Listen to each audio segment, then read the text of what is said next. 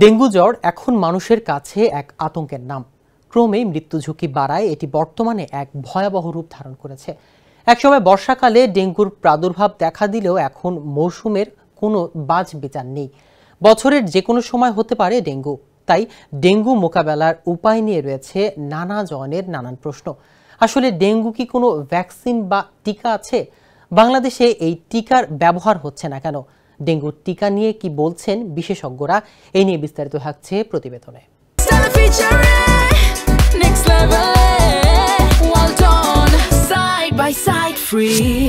একসময় বর্ষাকালে ডেঙ্গুর প্রাদুর্ভাব দেখা দিলেই মানুষ আতঙ্কিত হতো, কিন্তু এখন মৌসুমের কোনো বাছবিচার নেই। বছরের যে কোনো সময়ই হতে পারে ডেঙ্গু। বিশেষজ্ঞরা বলছেন, জলবায়ু পরিবর্তন, নগরায়ন ও তাপমাত্রা বৃদ্ধির কারণে এডিস মশার প্রজনন বেড়েছে, ফলে সংক্রমণ নিয়ন্ত্রণ কঠিন হয়ে পড়েছে। বিবিসি বাংলার প্রতিবেদনে বলা হয়েছে, কেবল বাংলাদেশ নয়, ডেঙ্গুর প্রভাব রয়েছে বিশ্বজুড়েই। বিশেষ করে আফ্রিকা ও মধ্য আমেরিকার দেশগুলোতে এর ব্যাপ্তি ভয়াবহ। মার্কিন যুক্তরাষ্ট্রের centre for disease control and prevention বা সিডিসি এর তথ্য অনুযায়ী বিশ্বের প্রায় 400 কোটি মানুষ ডেঙ্গু ঝুঁকিপূর্ণ এলাকায় বসবাস করে। বিশ্ব পরিসরে ডেঙ্গুর এমন প্রভাব থাকলেও এর ভ্যাকসিন বা টিকা খুব একটা বিস্তার লাভ করেনি। ডেঙ্গু মোকাবিলায় এখন পর্যন্ত ডেঙ্গাভেক্সিয়া এবং কিউডেঙ্গা নামে 2 ধরনের টিকা পৌঁছেছে মানুষের হাতে।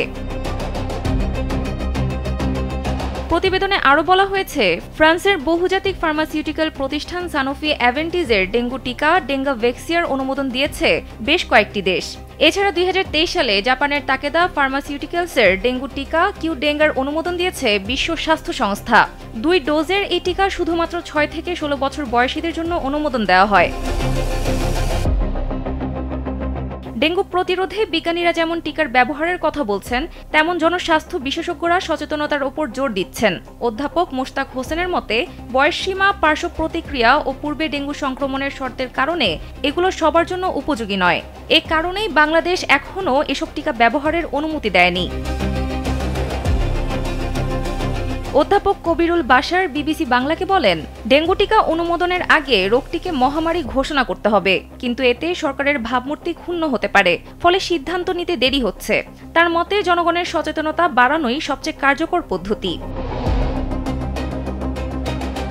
বিশ্বজুড়ে প্রায় 400 কোটি মানুষ ডেঙ্গুর ঝুঁকিতে বাস করছে।